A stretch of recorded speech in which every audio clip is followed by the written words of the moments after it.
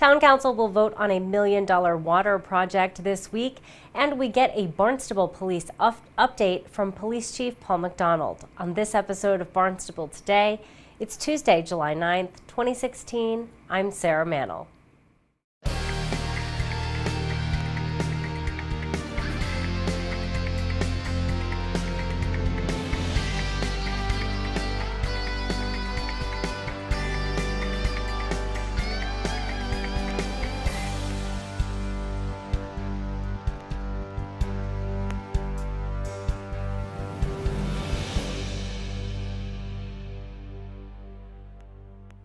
Town Council will consider a $1 million project to enclose the carbon treatment system at the Mary Dunn water wells.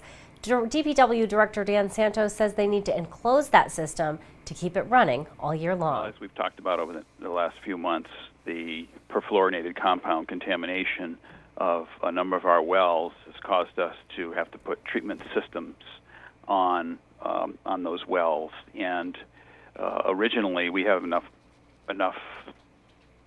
wells in the system so that in the winter when our demand is down, we didn't have to run those wells where we put the treatment systems up at the Mary Dunn well field. And but now, once the standards changed back in May, it impacts more of our total number of wells so that we need to run those Mary Dunn wells year-round. So basically, to do that, because these carbon systems, we basically put them outside, mounted them on a concrete pad, and they were just running in the warm part of the year. It's not an issue, but because it's water, and water can freeze, and we get some pretty cold temperatures sometimes in the winter, and for periods of time, there's a risk of those units freezing up and not being able to process the water. So we have to put them in buildings, basically, that are heated and dehumidified so that they can run year-round. And Town Council meets this Thursday night in the Town Hall hearing room at 7. The town came together for Barnstable Unity Day last week. To learn more about the event and other happenings in the Barnstable Police Department, Channel 18's Sarah Colvin talked with Police Chief Paul McDonald. Chief, I want to start by talking about Friday's event, of course, Unity Day, a huge success on the Village Green. Tell me a little bit about how that day went. It was just so wonderful to see so many people come out and in support of our community. In my opinion, it couldn't have gone any better. You know, we only had 2 weeks to put it together. You know, when the Barbosa brothers first came in to see me, we came up with this idea to have the big cookout on the green. You know, it went together in less than 2 weeks, and to get the word out there and and really advertise it a little bit the best we could. The turnout was spectacular. I was very impressed with the community. Everybody came out. Everybody had a great time. Everybody seemed to enjoy themselves. There were no issues whatsoever, and it was great that everybody just got to know each other. You know, so it couldn't have gone any better in my opinion. Absolutely. So any plans at this point for a part 2 of Unity Day, or any immediate takeaways from the event? Well, there are other events that we are talking about, that we are planning, but right now this one just ended. We're still trying to get all the bills together and pay all the bills, and thank you to the Russo Foundation for funding the entire thing, because there certainly was an expense attached to it. But yes, there will be other events planned in the course of the year, and hopefully, such a great success, hopefully there'll be a second Barnstable Unity Day sometime next summer, which would be, I'm looking forward to that. For sure. And it really, Chief, shows to me that Barnstable can really be a leader in showing unity, just looking at all of the people from all walks of life, all walks of life that were on Main Street, and everybody really just enjoying each other and getting along. Right. It really shows true leadership here in the town of Barnstable. And it was everybody from all walks of life. They were all sitting together. They were all having a hamburger. They were all playing games together. There was a couple. There were actually a small group from France who were just down walking Main Street. They saw the event. They came down. They sat on the motorcycles. They went over. They had a hamburger. They were talking to everybody, and they really enjoyed themselves. Absolutely.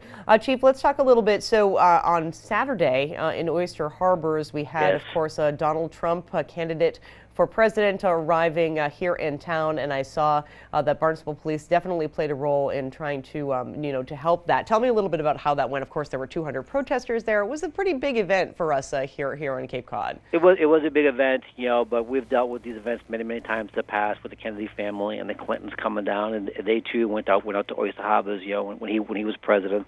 But we met with the Secret Service earlier in the week. We met with them multiple times. They, working with the Mass State Police, they have specialized units that work with the candidates at all times. They came down, worked with us. We had a number of officers involved in the motorcade. We handled all the traffic points, all the congestion points.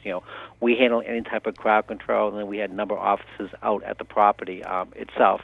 And of course, we had to have it because of where it is on Oyster Harbors. We had to get a couple of boats out there just to watch the waters too, just to secure the area. So, but it went very, very well. It's very manpower intensive. It probably took us about 33 police officers to take care of that one event, and this is something. It's tough on our budget. I don't want to complain about the budget, but it's tough on our budget because it's something that we do not plan for when we do our budget. But when they come down, and supposedly Hillary's coming down sometime too in the next couple of months. Yes, interesting stuff. So certainly, great that you guys are able to participate in that. But as you said, it certainly it can get a little tricky this time of year. But it does get tricky. We had the missing person. Thursday and Friday. We had upwards of 40 officers out there looking for that young lady. We had the ATVs, the drones, the helicopters. The CERT teams out there. We had everybody out for that. Then from there, we went right into the Unity Day. We had a bunch of officers there. Then from there, we go right into the Trump thing. And the guys need a break once in a while. Indeed. Chief, let's talk a little bit more about that missing person. Tell me a little bit about when those calls came in and how that was resolved. It came in, what did it did? It came in Thursday afternoon around 3:30 in the afternoon. A mother and a daughter, for whatever reason, they got separated. She was 26 years old. She ran from the mother. The mother tried to catch up to her. She couldn't. The mother went back and got the car. By the time she got back to the area, the lady was lost. She and her family tried to find the girl on their own.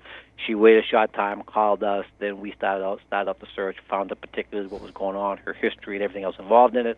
We continued the search until 10:30 that evening. She did have a phone with her. We pinged the phone. The phone company pinged the phone. We also had the sheriff's department ping the phone to try to get the best triangulation we possibly could. We come up with an area of approximately 500 meters that we could narrow the search area down to. It's a heavily wooded area. We have a drone. Our drone has the forward-looking infrared system. We put that up, but because of the coverage, the wooded area was so coverage, it couldn't get to the ground area of the wooded area. So we called for the Mass State Police helicopter that came in. That had the same problem with it equipment. When there's so much coverage, the system can't get to the ground and can't pick up the person on the ground. We continued the search about 11 o'clock at night. Then we called it off. We went back out there again at 5 o'clock in the morning. We developed some additional information from a young kid who thought he saw somebody earlier in the day.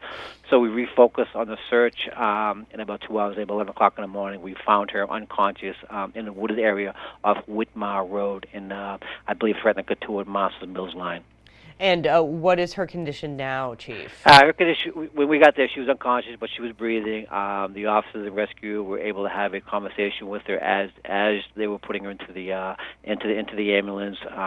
My understanding is she'll make a full recovery. Indeed. Any indication as to how she got there unconscious? Any suspicion of foul play, Chief? There was no foul play. Whatever happened, whatever we did was all self-inflicted. Indeed. So, Chief, last thing I want to talk about is Kids Day, and you tell me that is coming up tomorrow. It's always such a great event. Yep, Kids Day is another huge event tomorrow. This is, I think, our 13th, 14th, or 15th annual Kids Day. It's at the high school. We participate this with all local fire departments. It's a great day for the kids, and they bring all their fire apparatus down. There's all kinds of games for them, free food, free prizes for them, and it's just a great day. Last year, I think we had like 1,500 kids, so we're expecting a big turnout again tomorrow. Wonderful. And the weather's been great. It really has, and that's held at Barnstable High School. Is it free to attend? It's free. Everything is free. Everything's free. The events, the prizes, the raffles, the food, the drinks, everything, ice cream, everything is free. Ooh, free ice cream. That sounds like fun. So what time should people arrive, and do you have to stay all day, or can you stay just a portion of the day? It's for 4 hours. It's from 10 o'clock in the morning till 2 o'clock in the afternoon, and you can come for the entire event, or just come for 15, 20 minutes, or just come down for a hot dog. Well, be sure to tune in to our hour-long news program, Barnstable This Morning, weekdays at 8 a.m. On tomorrow's show, we will chat with Assistant Director of Senior Services, Donna Marie Burns. We'll chat with Deputy Finance Director Gareth Markwell. Plus, we'll have all the news and information you need. For Barnstable Today, I'm Sarah Mantle.